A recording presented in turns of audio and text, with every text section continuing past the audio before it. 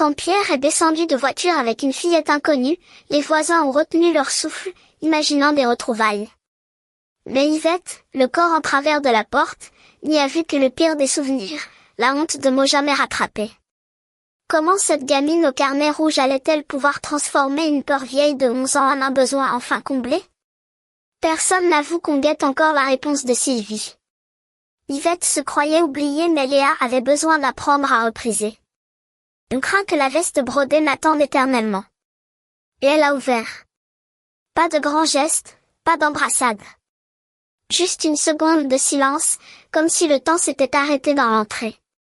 Puis elle a fait un pas de côté pour les laisser entrer. La porte s'est refermée doucement. Voilà. C'est là que tout a commencé, même si personne dans la rue n'aurait pu deviner ce qui allait se passer à l'intérieur. On est resté à nos fenêtres, le rideau à moitié tiré. On ne voulait pas être indiscret, mais comment ne pas l'être? Ça faisait tellement longtemps qu'on n'avait pas vu de visite chez Yvette. Depuis le départ de sa fille, personne d'autre que le facteur ou le livreur de courses. Et voilà que son gendre débarquait avec une enfant qu'on ne connaissait pas. La petite fille, forcément. Celle qu'elle n'avait jamais vue grandir. Dans le quartier, on se souvient de l'histoire.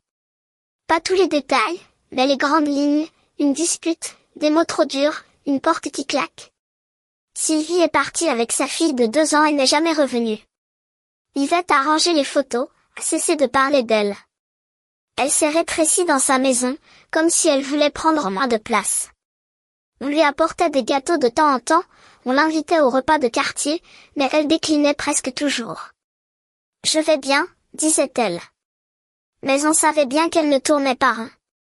Alors quand on a vu Pierre et la gamine, on s'est dit, qu'est-ce qui se passe? Un enterrement? Une réconciliation? Non, pas un enterrement, il n'y avait pas de noir, pas de fleurs. Plutôt quelque chose de scolaire, avec le sac à dos. On ne saura jamais exactement ce qu'ils se sont dit ce jour-là, mais on peut reconstituer à peu près. Les bribes qu'on a surprises par la fenêtre ouverte, les confidences que la petite a faites plus tard à son père dans la voiture, les mots que Yvette a laissé échapper le jeudi suivant au marché. On a recollé les morceaux. Voilà ce qu'on a compris. Le problème, c'est que Yvette ne savait plus à quoi elle servait. À 78 ans, veuve depuis 15 ans, elle avait passé la dernière décennie à survivre, pas à vivre. Les repas pour une, la télé allumée pour le bruit, les mains qui tremblent un peu quand elle recoue un bouton. Elle cousait encore, oui. C'était la seule chose qui lui restait de son ancienne vie. Pas pour vendre, non. Pour elle. Des ourlets, des raccommodages, des chemises qu'elle retournait. Une manière de ne pas laisser ses doigts oubliés. Mais à quoi bon? Se demandait-elle en enfilant l'aiguille. Qui portera tout ça quand je ne serai plus là? Sa fille ne voulait rien d'elle, ni les draps brodés, ni la machine à coudre, ni les lettres de guerre de son père. Rien. Le silence était plus fort que tous les héritages. Et puis il y avait cette honte. La honte d'avoir laissé la dispute pourrir pendant 11 ans. La honte de ne pas avoir insisté, rappelé, écrit. La honte de s'être dit qu'elle méritait peut-être ce silence, qu'elle avait été une mauvaise mère, que c'était mieux comme ça. Elle ne s'était jamais pardonné les mots qu'elle avait dit. Tu n'es qu'une ingrate. Sylvie avait 19 ans à l'époque, elle venait d'avoir Léa, elle était crevée, elle avait besoin d'aide. Et Yvette avait craqué. Des mots qu'on ne rattrape pas. Alors quand Pierre a sonné avec la gamine, Yvette a eu peur. Pas de Sylvie, une confrontation? Une demande d'argent? Un service imposé? Elle a ouvert petite, le corps en travers de la porte, prête à refuser. Mais Pierre a souri. Il a dit, Yvette, je te présente Léa. Elle a 13 ans maintenant. Elle a besoin de toi. Pas, elle veut te voir. Elle a besoin de toi. Ça change tout. Léa a levé la tête. Des yeux foncés, comme sa mère. Puis elle a sorti un carnet d'écolière avec une couverture rouge. C'est pour mon projet d'histoire, a-t-elle expliqué. On doit interroger quelqu'un de plus de 70 ans sur un métier oublié. Mon père m'a dit que tu étais couturière. Et que tu avais travaillé pour Madame Gray. Ce fut la première fissure dans la carapace. Yvette n'avait pas entendu le nom de la maison de couture depuis des décennies.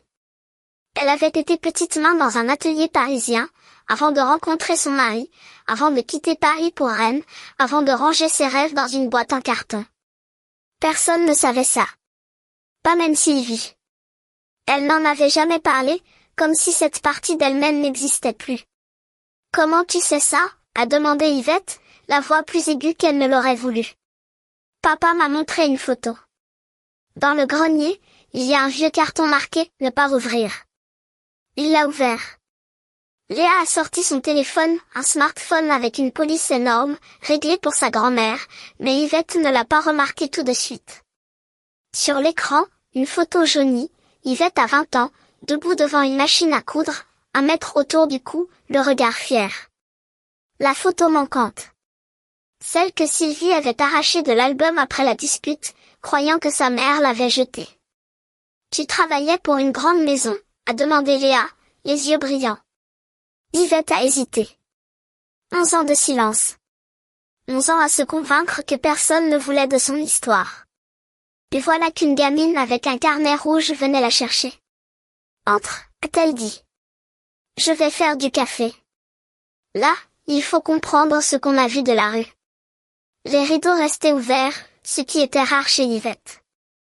La lumière allumée dans la cuisine, plus longtemps que d'habitude. Des ombres qui bougent autour de la table. Et par la fenêtre entr'ouverte, on entendait le bruit de la machine à coudre. Pas une machine moderne, non. L'ancienne, la Singer à pédale que Yvette gardait dans un coin de la cuisine, recouverte d'un drap. On ne l'avait pas entendue tourner depuis des années. « Qu'est-ce qu'elle fabrique ?» s'est demandé Madame Lemoine, d'en face. « Elle apprend à la petite à coudre. » C'était ça. Exactement ça. Dans la cuisine, Yvette avait installé Léa devant la machine. La gamine n'avait jamais touché une aiguille de sa vie.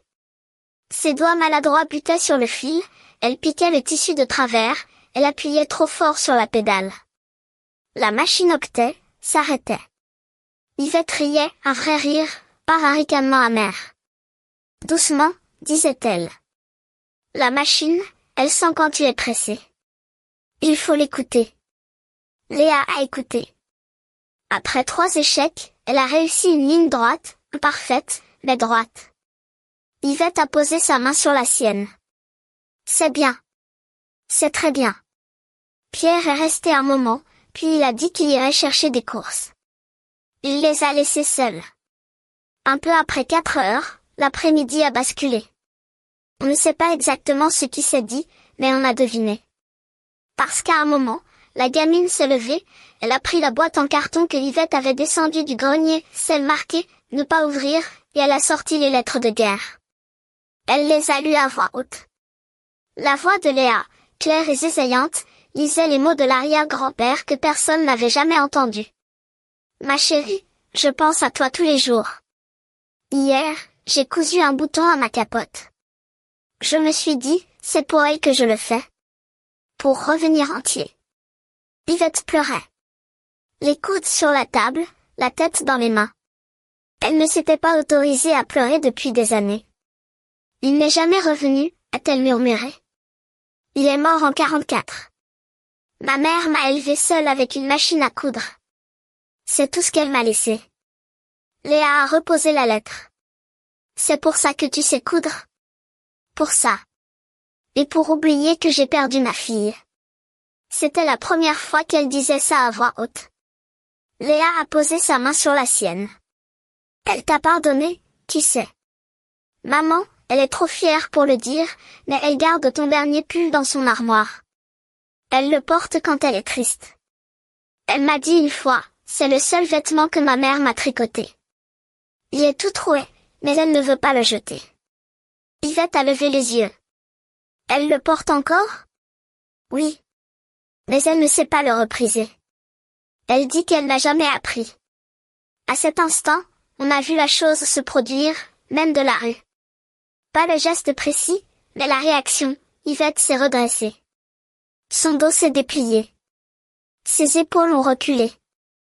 Elle a regardé la machine à coudre, puis le pull que Léa avait sorti de son sac, un pull gris, usé, avec un trou au coude. Le pull que Sylvie avait emporté 11 ans plus tôt. Et elle a dit: apprends-moi à le réparer. Pas à Léa. À elle-même, peut-être. L'après-midi a duré jusqu'à la tombée de la nuit. Pierre est revenu, a posé les courses sur le plan de travail, a regardé la scène. Il n'a rien dit. Il s'est assis dans le fauteuil et a regardé. Yvette a sorti un fil de la même couleur que le pull, elle l'avait gardé, comme par superstition.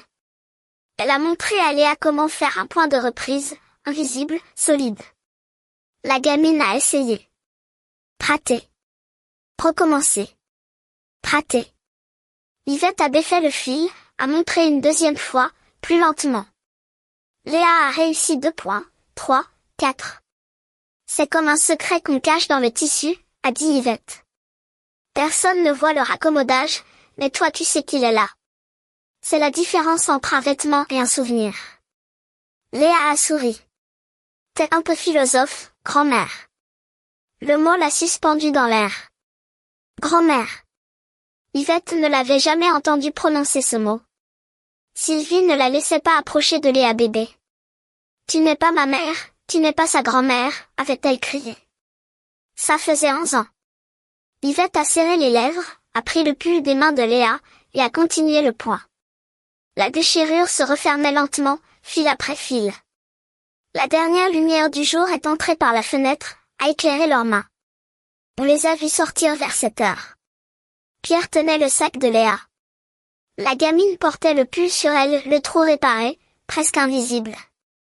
Yvette est restée sur le pas de la porte, une main sur le chambranle, l'autre serrant quelque chose contre elle, un bout de tissu, un mouchoir? Non. On a vu le reflet, une bobine de fil bleu ciel. Elle a fait un geste de la main, pas un au revoir, plutôt un à bientôt. Léa s'est retournée avant de monter dans la voiture. Mercredi prochain, c'est bon? Yvette a hoché la tête. Pierre a fermé la portière. La voiture a démarré. Le quartier s'est rallumé, fenêtre après fenêtre. Et Yvette est rentrée chez elle. Elle n'a pas refermé la porte tout de suite. On a vu la lumière de la cuisine, la machine à coudre encore chaude, le fil bleu ciel accroché au bras du fauteuil. Elle s'est assise, a pris un carnet, pas celui de Léa, le sien, un vieux carnet de patron déchiré. Elle a écrit quelque chose? Une adresse, peut-être. Un numéro de téléphone. Le lendemain, on l'a aperçue au marché, chez le marchand de fils. Elle a acheté du fil bleu, du gris, du blanc. Quand Madame Lemoine lui a demandé pour qui c'était, Yvette a répondu, pour un projet. Un long projet. Le surlendemain, un jeudi, on a vu la lettre. Pas une lettre post-it, non. Une vraie lettre, avec un timbre, une adresse manuscrite. Destinataire, Sylvie. Elle l'a mise dans la boîte jaune au coin de la rue. On ne saura jamais ce qu'elle contenait. Mais on a vu Yvette, après avoir glissé l'enveloppe, fermer les yeux une seconde, puis rentrer chez elle avec un pas plus léger. Le mercredi suivant, la voiture de Pierre était de nouveau garée devant chez elle. La gamine est descendue avec un sac à dos plus petit, et cette fois, un morceau de tissu bleu dépassait. De la fenêtre de Madame Lemoine, on a entendu la machine à coudre se remettre en route. Ça dure depuis maintenant 3 mois. Tous les mercredis, même heure.